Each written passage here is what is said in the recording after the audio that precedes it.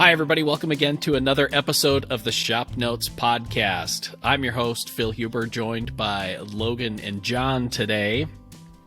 On today's episode number 119, we're talking about small tools and accessories for under $10 that we can't live without. We'll also look at whether you need a table saw in your shop and why Phil has none.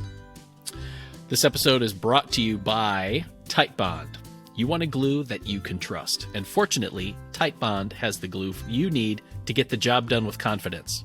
From interior glues with strong initial tack and short clamp time to exterior glues with exceptional strength and water resistance, look to Titebond, the right glue for your next project. For more information, visit titebond.com.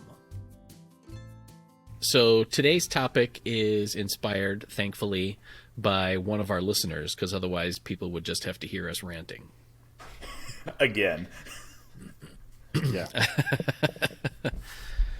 And I think it was written to you, right, Logan? Yeah, Tim sent it in. Okay. Tim he listens to our podcast every week. Tim's a very talented turner. He actually emailed me a couple weeks ago seeing if I had any sycamore, and I don't. I have a log here, but I don't think it'll be cut in time for his friends to pick it up as they come through. But no, Tim sent email in and said, hey, I'm paraphrasing here because I don't have it in front of me, and my microphone's in front of my trackpad, so I can't pull it up. But basically, Tim said, hey, love your podcast. You guys are awesome, the best ever. I made that part up. I don't think he said that. But it was implied. It was implied. Here's an idea for you. What tool in your shop? We all love fancy tools, or most of us love fancy tools. What tool in your shop, or what tools in your shop for under $10 can you not live without? And I believe Tim's was a rubber mallet, like a rubber-headed mallet for doing assemblies and stuff. Yeah. So it kind of got me thinking, and to be honest with you, I haven't been in my shop in a couple weeks because I've been out traveling, so I'm kind of looking around. I have one sitting next to me, three of them, but I would like to hear what you guys think, because it's an interesting question, because there are a couple that are like just dirt cheap. You don't really think about them until you think about them. Okay. You got anything, John? Otherwise, I got a few. Yeah. I'm going to have to say a cork sanding block. It's very simple. You took mine. What, I took yours? Well, I have a story behind that. It's $11. Oh, is it? It's $11. I just pulled it up on Amazon. I know. Okay. A half of a cork sanding block then.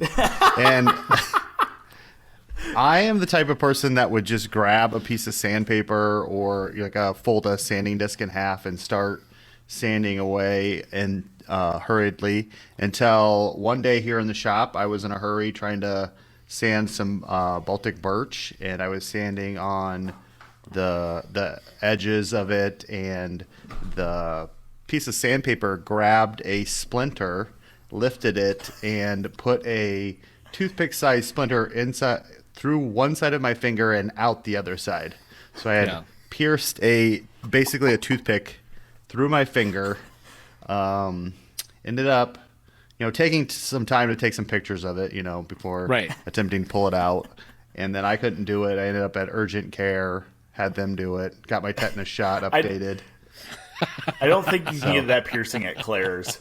Right, yeah. At least not the tetanus shot. You're going in and getting a free tetanus shot with your copay. So yeah. So now every time, especially with Baltic birch, I use a cork sanding block to keep my fingers away from the splinters and keep the sandpaper from lifting up splinters. So that's my cheap tool. Yeah, and I like it because it keeps me. These are so if you're watching, I have one here. It's covered in oil. And because I use this when I'm doing hand plane restoration, I'll wrap wet dry sandpaper around this, so that's why it's discolored and stuff. But I like these because they have a little bit of give, but they are definitely stiff enough that you're not going to round over an edge inadvertently. You know what I mean? Mm-hmm. Like a sanding sponge, you'll round over an edge accidentally. So yes, that was one of mine. I got a couple others, but I'm glad somebody else sees value in that, John. Yep. And if you grab a couple of those, because they're like tape measures and pencils. They seem to disappear and then come back later. So have a few. Yeah. That's true. I would say I do love the cork sanding block. And I don't know what it is about Baltic birch, but you're right. It seems like no matter what you're doing, the moment that you don't use a sanding block is when it just pokes up splinters like a porcupine. And I can't tell you how many times I've been jabbed with those. For me, it's the inexpensive, I think the brand that I have is Make It Snappy, the little pilot hole combination bits for screws. So it's got a stop collar on it so that if you can set it for just a pilot hole in a countersink, or you pop the stop collar off to do a deeper counter bore if you're going to plug the hole. Like these? So yes. It's like and okay. Yes. And what I like about them is that those are straight shanked ones instead of the tapered ones. Because I know we have the Fuller brand set here in the shop, which use tapered bits, which are super cool. They work really well, but they're quite a bit pricier. And what I found is a lot of times I'm using the pilot hole bits with my egg beater drill. And if you use the tapered bits in an egg beater drill, you are fighting a losing battle because it is constantly wedging in there tighter and tighter, and it's harder to drill that hole. Mm-hmm. And here's one of the tapered bits if people are watching. Yep. Versus the straight ones. Yeah. Yeah, and the other thing with the tapered bits is I use those all the time, and I love them. But the countersinking part can adjust up and down on the bit, and usually I have to have it backed way down the bit to get the width of the shank hole that I need. So a lot of times I'm drilling into like half-inch material, so I got to drill feels like 3 inches to get to the countersink. Yes. Like, am I going to drill all the way through my metal drill press table to get to the countersink? So right. See, that's the good thing about the straight ones, that you can kind of adjust the length without, messing with the diameter of the shank hole. Right. And I, like modern wood screws aren't tapered anymore. It's a consistent root thickness all the way through, so you don't need the tapered bit to do it. And I think that's something that a lot of people don't necessarily know about. Now, one thing that I will say that I do, so I don't know if altogether this puts it, I think I'm still under $10 here, but what I'll often do, so I'll buy that bit, but I'll take the drill bit part out and replace it with a brad point bit so that I get a better, cleaner entry hole. Mm-hmm. So it's like they're relatively small bits, and you can buy those onesie twosies for not much, just a couple of bucks, I believe. Mm-hmm. Although in this climate, who knows? Maybe it's like $300 now to buy those. Yeah, we probably have like $10,000 worth of bits in our drawer with inflation. So it's an investment. Yep. Yeah. Retirement plan. Yep. So that's another one of mine. Logan, what's another one for you? So this is not something I use every day, but when I need it, I have it. Okay. Just a little dental pick. I think I bought a set of these at Harbor Freight at one point because it was one of those, didn't know if I was going to need it, or it was I was wandering through and I'm like, I've always needed a little picker in my shop. I use this a lot when I'm turning, especially if there's a knot, or generally with wormholes, they'll be packed full of sawdust, so I can go in and pick out all the sawdust with this. Or if I'm working with a board and there's a loose knot and I just can't get it to come out, you can get this in, hook it, and drag it out. And it works really good for getting glue out of little tight areas. So, can you use it to pick out those little little worms in between the bark and the wood. Yes. Yeah. And yep. Yeah. So absolutely. Yeah. So, again, not something I use every day, but when I need it, I need it. Mm-hmm. So I could live without it. So maybe I didn't answer Tim's question fully. I could live without it, but my other one, actually, Phil saw me use this the other day. I don't have one in this shop because I don't usually do big glue ups in here, but I always keep a putty knife when I'm doing like gluing panels together, as far as like doubling up layers of plywood. I have one in the shop at work that I took, and it was like a 4-inch mud knife, and I just took it over to the edge grind or the bench grinder, and I just put notches in it to make like a little trowel, basically. Yeah, I could buy a trowel, but I was cheap. I had, that was laying around, so I just made my own little glue spreader, and it's the best thing ever for spreading glue on big panels. I used one yesterday on video for gluing up 2 pieces of plywood, doubling them up, and that was an actual, like, a plastic V-trowel. Right. It doesn't work in here as good. I like my little ghetto rigged one. It works so much better. I can spread glue, and like, Phil you were in the shop when I was doing this. I was spreading glue, and it was like, oh shoot, got too much on there. So as I'm spreading it, I can scoop it up and twirl it, the old pressman trick, twirl it to keep the glue on the knife, and then spread it back into the glue bottle. Mm-hmm. I was just gonna say wipe it under the bench. Right. That's, you just scrape it off on the underside of the bench. There was too much on that particular one. I had the gallon of titebond, and I just dumped it on there. So, I had a little bit too much. So, Those are my 2 of mine. Okay. So, you got more, John? Another thing I find handy, I don't use it a lot, but the glue syringes. They're nice to have on hand when you're doing, small projects like boxes and drawers where you got to get just a little bit of glue into the cracks and crevices and not make a huge mess. Mm-hmm. So, like having those around.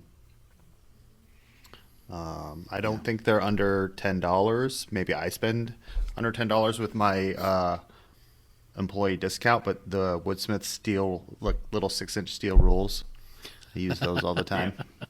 So they make like great glue scrapers and good for little measurements and setup. So always have those around. I feel like I use the smaller measuring tools way more than I do any of the larger ones. Like this, 6-inch rule or a 4-inch double square that we have on the set here. I have a 6-inch double square that I use at home.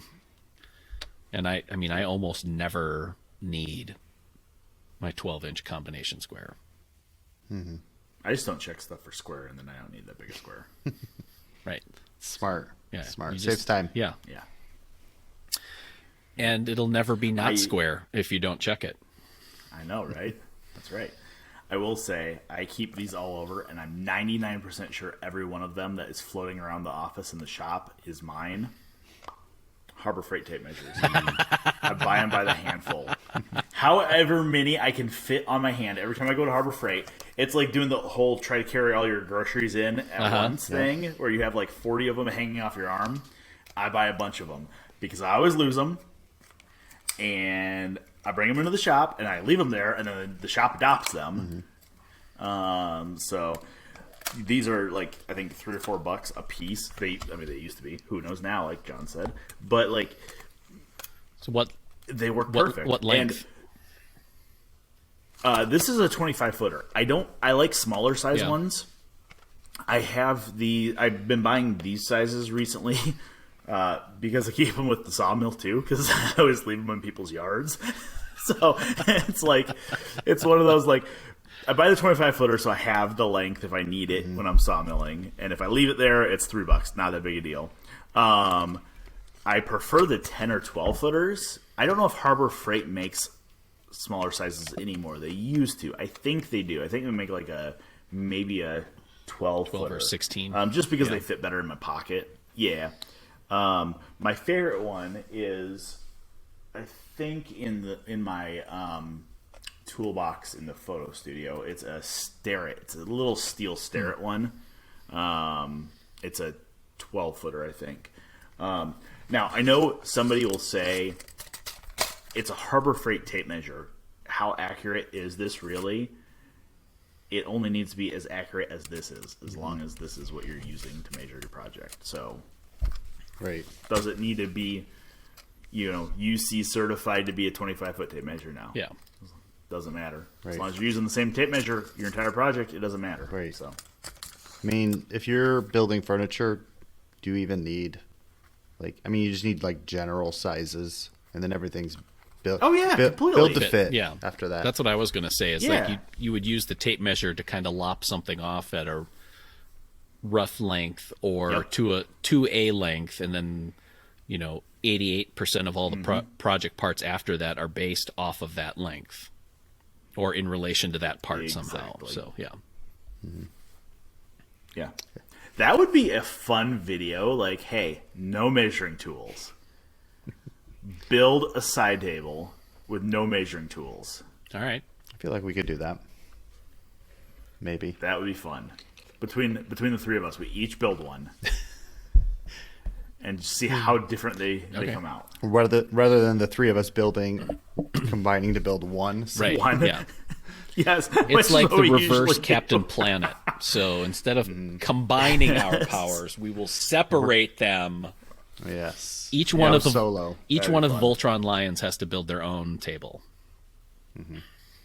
Yes. All right. Okay, so another one that I have, and I'm going to credit John Doyle on this one. So he is the reason that I use these. So it's really his. Oh yeah. I'm just stealing his thunder. Yep. Are circle templates. Whether they're we have the super cool high-end drafting ones, but if you go to an art supply store, sometimes even office supply stores or websites, you can find the little, for those who are watching on the YouTubes, the little, what is this, 3x6 circle template that'll go all the way up. This one has super tiny hole up to 1 inch, and then the 8.5 by 11 where it goes from 1.25 up to 3.5 inch holes. And this essentially replaces using a compass to draw arcs or corner radii or whatever. It's just a lot easier to do, and they take up almost no space in your layout tool drawer. Yeah. So, Yep. Yeah, that is one of the things I picked up, because I always used to lay out like a radius corner or whatever with a compass. Those are so much easier. I picked that up, working in the shop with everybody. It's like those, because they have like bisecting lines on them, so you know where the quadrants are on the circle, and they're so nice to use. anybody got anything else? How about a $10 gift card to your favorite store or coffee shop? Because then you can just use the gift card as a glue spreader Yes. after it's empty. So There you it's go. $10 Yep, there you go. or less. It's free. Yep. Yeah. So I have a little collection of these, and I have them from my grandpa, my great grandpa actually. He had a collection of these, so I have them now.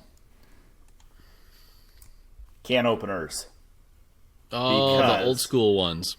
Yes, these are the kind we get in the shop. Yeah, But then I had a bunch of these old ones. These are like a Falstaff, the can America's opener, can premium openers quality ones. beer. Yep. Yeah. This one is this one is different though. This is a can opener, and then one end says can closer. Whoa. Don't know how it works, but it's like the forgotten step of working with cans. Yeah, I know, right? But what I was going to say is that these are chisels and flathead screwdrivers are not can openers. What? Do they work? Do they work? Yes. But man, if you got 6 of these bad boys hanging up, you're going to use these instead. Yeah. So, I mean, and I feel like some of the higher end hardware stores, like I'm putting higher end as in like Aces or Porters, like this kind of the true hardware stores have these still, and you can still get them when you get a thing of paint. Okay. I don't know if like Menards has them or not. I don't know that I've seen them in Menards ever. They're in the back. Yeah. You gotta ask. Yeah, it's And you part might of their have to, yeah. it's part of their tool shop line where it's like the umlaut over the O. It's the higher end one instead of just the basic. Yeah. So, looking at these styles, one of them says Ace Hardware on it. This one says Linzer American. Okay. This one says China. So Yeah.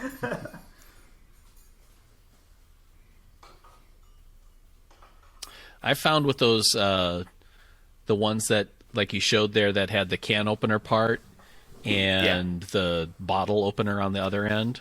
Yep. Another thing you can do with those is you can use a file or a belt sander or something like that, and you put a little bevel on the can opener hook, and you can use it to clean out the bottom of mortises, like a little, like a redneck mortise chisel, Scraper. mortise yeah. cleaning Cool. chisel. Huh. Yeah. I don't think I have anything else. I think that kind of covers all my. I mean, there's like there's a lot of stuff in my shop that's like just stupid that I put in here and I use it. I mean, not like, you know what I mean. Like, You're like not gonna admit to it. well, You're not no, gonna like I'll admit to it. Like, recommend I'm but like it's, I have empty ice cream containers, right, for storing old resin for casting and stuff. I do use the crap out of mason jars in my shop. Sure. For finishes, and I got a bunch of tools sitting in some mason jars and stuff but ooh, this is a good one. I use these things, and I'm pretty sure I ordered these on Amazon. They were under $10 for 4 of them. Okay. Wash bottles. So these wash bottles, yep. So I have one with acetone, one with I have 6 of them, so maybe I bought 2 packs. Anyways, a denatured alcohol, acetone, lacquer thinner, and water. And I've labeled each one with what is in them. So these are nice. I found if you're in an unheated environment, though, the expansion and contraction of them will cause them to leak. So maybe higher end ones won't, but the budget store ones will. Huh. Okay. Yeah. I think the bottle heating up and everything expanding inside pushes out the spout. Oh, that way. Okay. Yeah. Yep. I was like, how would those leak? This episode is brought to you by Titebond. You want a glue that you can trust. And fortunately, Titebond has the glue you need to get the job done with confidence. From interior glues with strong initial tack and short clamp time to exterior glues with exceptional strength and water resistance, look to Titebond, the right glue for your next project. For more information, visit titebond.com. I mean, I have a bunch of stuff in my shop that I've picked up at rummage sales or flea markets or something like that that's under $10, but like I don't know if we can count those though, right? Right. Like your oil cans. Yeah. Oh yeah. Yeah. Yep. So the other thing, it's a layout tool, and I think I'm gonna allow it because you can get it. It's a pack of 3. Sometimes they're over $10. Are French curves for drawing and layout work. Because sometimes, a lot when for woodsmith projects, just for efficiency's sake, we'll just do, a section of a circle for a curve, or just bend the stick and draw an arc that way. But I found that using French curves on some of those things can add a little bit more liveliness to a curve. Like I have that bookcase project that I'm working on right now, and on the sides it has the original plan had just like a arc section of a circle, and this one, the one that I did, I put used a French curve, and so I have a little bit more. It's more of a oval swoop to it that I feel like adds a little extra flair to that project.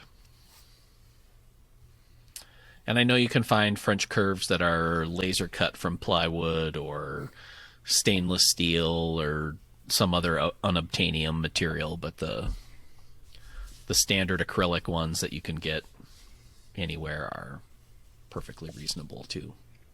Although I find that the bigger ones that you can, if the bigger ones are better for furniture projects. You know, if you're doing scale drawings, then the smaller ones work fine, but it's nice to have larger ones to work with on if you're going to draw or mark directly to your project pieces. Now, I have to read a YouTube comment about our podcast, and I'm not entirely sure how I feel about this, so I'll get your reaction. So I have completed my goal of listening to all 118 podcasts, and here's what I've learned.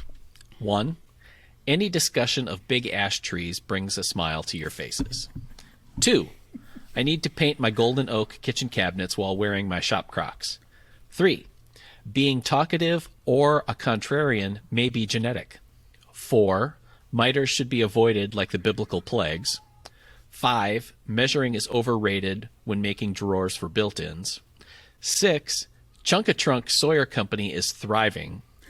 7, edge gluing plywood could be a new woodworking fad. 8, it's okay if the time it takes to complete a project spans 2 decades. 9, if you build a large enough playset for your children, you get a new bandsaw. And 10, last but certainly not least, you are regular guys that face the same challenges that many of us encounter. See, I feel like that was almost summary. all accurate except for the plywood gluing. Maybe though. Maybe. Yeah, you never know. I think we know. I am going to find that Fine Woodworking article where the dude cuts apart. He makes high-end entertainment centers and cuts apart the plywood and glues it back together. With biscuits, yo. Okay. Yep. Yeah, I think that's all a perfect summary of the first 118 episodes and also the next 118 episodes. Yeah. So if you want to know what else we're going to be talking about, this is how you're going to get there. I forgot about Chunk-a-Trunk. God, Yeah. I forgot about that. Becky just brought that up the other day, and she's like, "Is that the real name of Logan's business?" I was like, "I'm not sure at this point. It probably is, and it probably isn't." I think it's actually his. I think it's a franchising opportunity, really. Yes. You know that you could open Chunk-a-Trunk with a small investment anywhere in the country. Yep. And start selling merch. You know, hats, T-shirts, mugs. There we go. I'm picking up some cherry logs this weekend. I'm kind of excited about this because we don't get very many cherry in Iowa, right? Like Not very big ones. Yeah, not big ones. But a guy called me, got my name from a friend, and he's building a house, and they took down a couple cherry trees, and he's like, "Hey, I want to sell these logs." So it's like, well, I don't really buy logs because I don't have time to cut the free logs that I have already. So it would be silly for me to buy the logs. But I offered them up to my log buyer that I've been selling walnut logs to. And he's like, here's the price I'd give him for them. And it wasn't very much. I mean, it's like 275 board feet of logs. And he's offering him like 40 cents a board foot, which the math checks out. Sure. I mean, the math checks out as far as, you know, that log price plus drying price plus the milling cost. Like, it that checks out, but it seems ridiculously low to me. Like, 5 really nice cherry logs, the guy's going to get $110 for. So I told the guy, I was like, hey, here's what he would pay for that. I'm not going to make any money off this. I don't care about that. Like, if you want to sell them, great, here you go.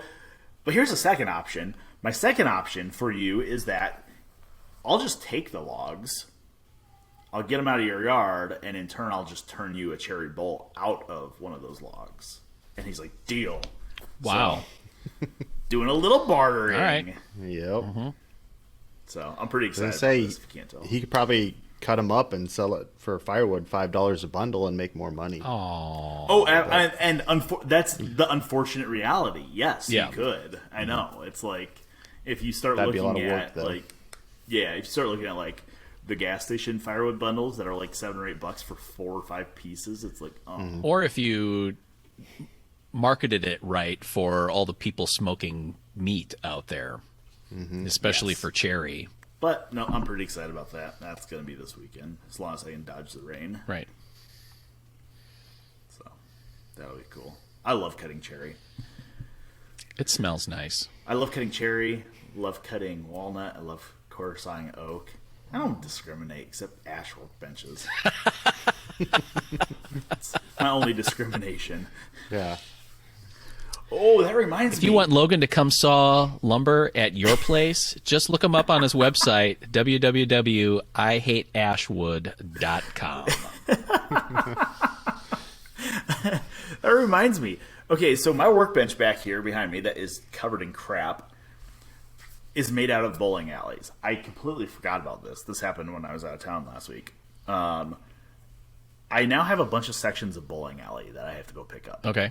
How did that happen? So if anybody wants some bowling alley, it was one of those. My buddy Sean's like, "Hey, is there a market for bowling alleys?" And I'm like, "Well, yeah, Like, like there shouldn't $30 be. a linear foot." There should. That's what. I think that's exactly what my text is. I said, unfortunately, people buy them, and they buy them for like between $20 and $30 a linear foot. So like an 8-foot piece of bowling alley, is $150, $160, which is exactly what I did with my bench. That's how I made my bench, was out of a bowling alley.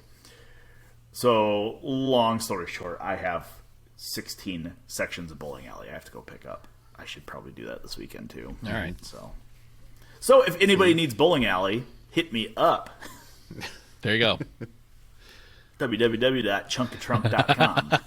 There you go. I better see what that goes to.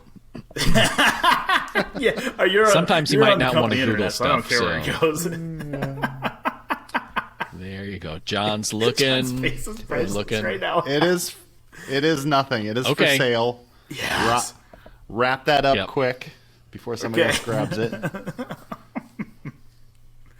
Oh, What about awesome. stumpgrinding.com? Is that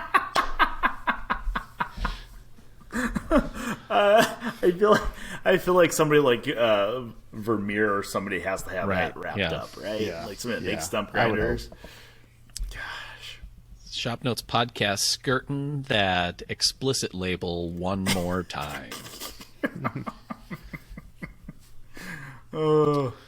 Yeah, I mean, if you take our conversations out of context, Oh, yeah. oh man, oh, Which reminds me, I saw our HR person putting new files over in the building here, and I saw that John's was actually like almost a whole drawer. So wow. yep. Hey, you know what? He's still here though. he is, yeah. Yep. So the people that filed those claims, however, are not. So what does that say? Yep. That's funny. All right, so you guys got any projects going on? We finished a TV show project, which sounds Yeah. like an oddity, but it's not. Yeah, I sometimes hesitate to pull back the curtain too much on that, like. But Well, apparently, according okay. to this viewer who realizes that we are normal human beings, I will Yes. say that we build projects for the magazine. We use Mm-hmm. those projects as fodder for the TV show, and sometimes in the course of building projects for the TV show, because of our shooting schedule, we don't get those projects completed all the way. Well, not on the TV show. Like the projects always get Complete. finished at That's some point. right. Yeah. So so I guess I should clarify my statement. We finished a project for the TV show. It took us months. Right. Yeah. But we finished it start to finish. We applied finish. We did everything. Mm-hmm. And it turned out really nice. So I'm very happy we did it. Maybe we should do that more often. Right. Yeah, so usually we finish a project to the point where it needs sanded and a finish put on it. Yeah. Or like a final assembly needs to happen. It's kind of like a cooking show where it's like the ingredients you see them working on are not the finished product that you see. Because, it's like you put it in the oven, you take it out of the oven. So we have... Yes. Yeah. Yeah, and here's the thing on that is, like you said, we build all these projects for the magazine. They are completely finished. They look great. They're a beautiful piece of furniture. So we go to all the trouble for that, and then when we do video for the TV show, that's all pretty much shot in like 2 days. So we get it to the point of where it's pretty much completed. But then there's a huge step of work to prepare it for finishing, and you'd see maybe a few seconds of putting on stain or finish for the TV show. So there's a ton of a week's worth of work to get, another few seconds of video. So we don't usually go to the trouble of that when we already have a finished piece of furniture, or we have photos of the finished piece of furniture, when there's just not the value in it there. Now, like smaller projects we do finish. Right. Like our tools we did this season, clocks, picture frames, that type of stuff we always finish. Bandsaw boxes. Because it's a small project. Yeah. But as soon as you start looking at like a desk or a sideboard or something where you have to think about how much time it would take somebody in their shop to finish it. It's going to take us that much time too. Right. So, so that was fun. Yes. Yeah, it's a craftsman sideboard. It's and a smaller size, which I really like, because sometimes I feel like buffets or sideboard projects are humongous, and if your space isn't humongous, it can totally overwhelm. And this one's not. It's actually a really nice, approachable size. But there's a lot of really cool woodworking skills that you work on, and we used some bur oak that you had sawed. And we were going to do a separate finishing video as an online extra, but then decided to stretch this to 2 episodes, and we got to include the finishing in the episode. And the color of the stain plus the clear finish really made it look cool, I think. Oh yeah, yep. It's a good color. It is Old Masters Provincial. Yes. Is that right? Was it Provincial or was it okay? No, it was the Provincial one. And with lacquer over top, and it looked good. Yeah.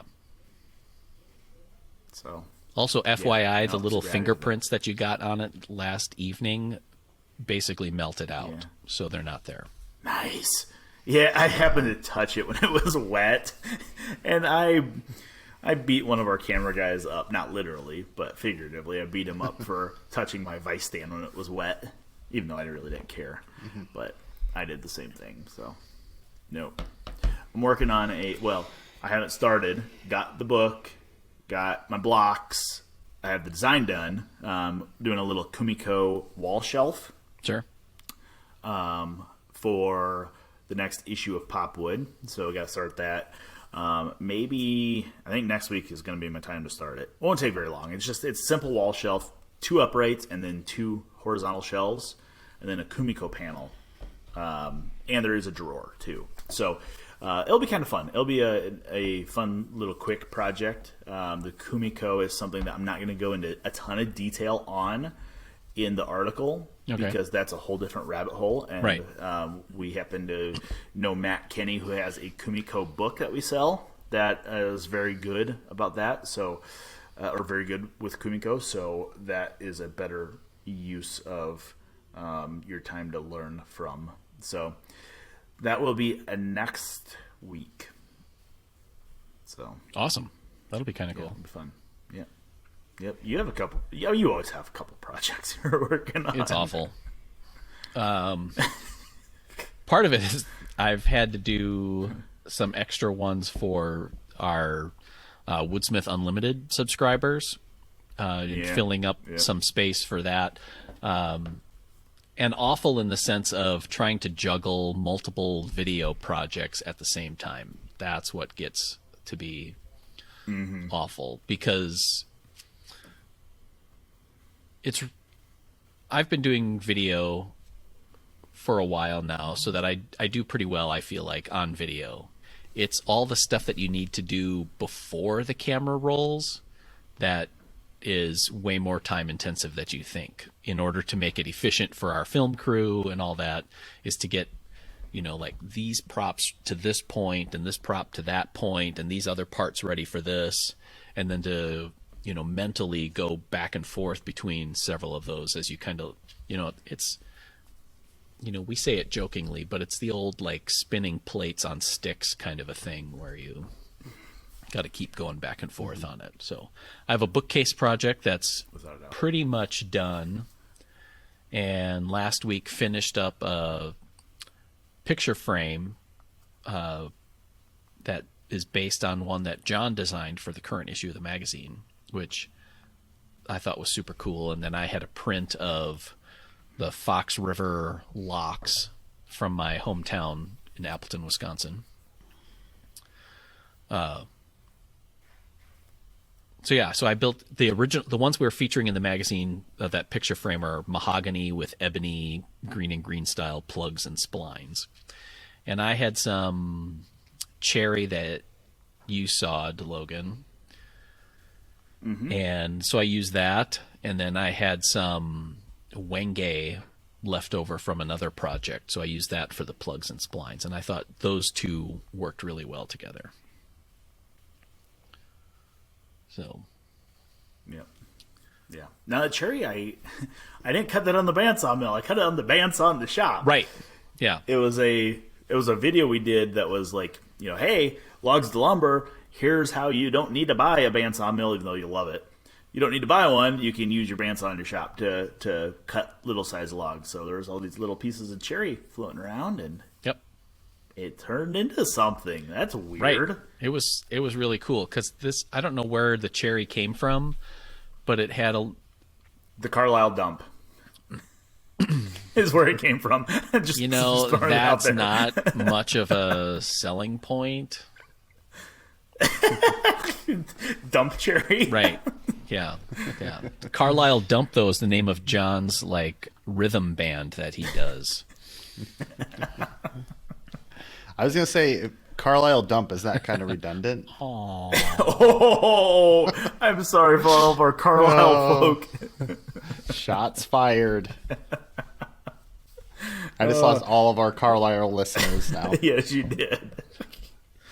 No, it would happen to be I needed a log for the video. I didn't have any logs here that were manageable size to lift up onto a bandsaw. Right. So I'm like, well, screw it. I'm going to drive over to the Carlisle log dump. It's a log dump. Let me clarify. Okay. It's not like a trash dump. It's a log dump. Okay. It opened up when the derecho came through, and they've left it open for people, but people only dump logs there. So it was one of those what can I find interesting at the Carlisle dump today? And I always go down there to see if I find burls, and I never have, but I'm going to keep checking. So yeah. So anyway, this cherry had some really cool mineral streaks in it. There was quite a bit of variation in the coloring of it, which looked really interesting. So it, mahogany or really well-selected cherry can be, and is, really beautiful, but sometimes can be uniform to the point of blandness. And this stuff had a nice amount of variation to it that gave it a little bit more of a casual feel to the material that I was looking for. And the print that I have has very fall autumnal colors on it, and that plays really well with the color of the cherry. So anyway, it's fun. I like being able to, and it's probably because I'm cheap, but I like being able to use and maximize materials that maybe that aren't the prettiest. They just have a good personality. Well, yeah, and again, I've said it 1,000 times before. That's one of the things that I love about the whole sawmilling thing is you never know what you're going to get, really. Right. So, like, cutting that cherry up, it's like, yeah, there's some times where you want good, clean cherry.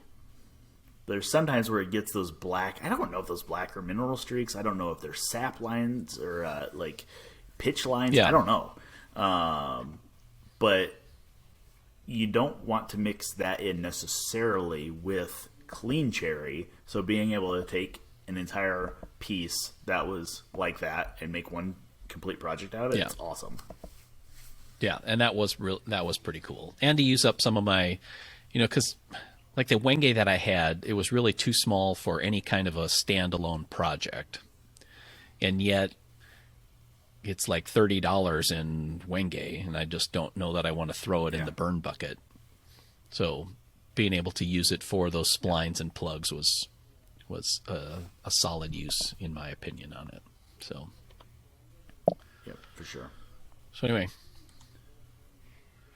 All right, I think that wraps up today's episode. I would love it to hear what low-cost tools and accessories you have in your shop. You can send us an email, woodsmith@woodsmith.com, or share it in the comments section on our YouTube channel, and we'll talk about some of those on an upcoming episode. I want to say today's episode is sponsored by Titebond. You want a glue that you can trust. And fortunately, Titebond has the glue you need to get the job done with confidence. From interior glues with strong initial tack and short clamp time, to exterior glues with exceptional strength and water resistance, look to Titebond, the right glue for your next project. For more information, visit titebond.com. Thanks for listening, everybody, and we'll see you again next week. Bye.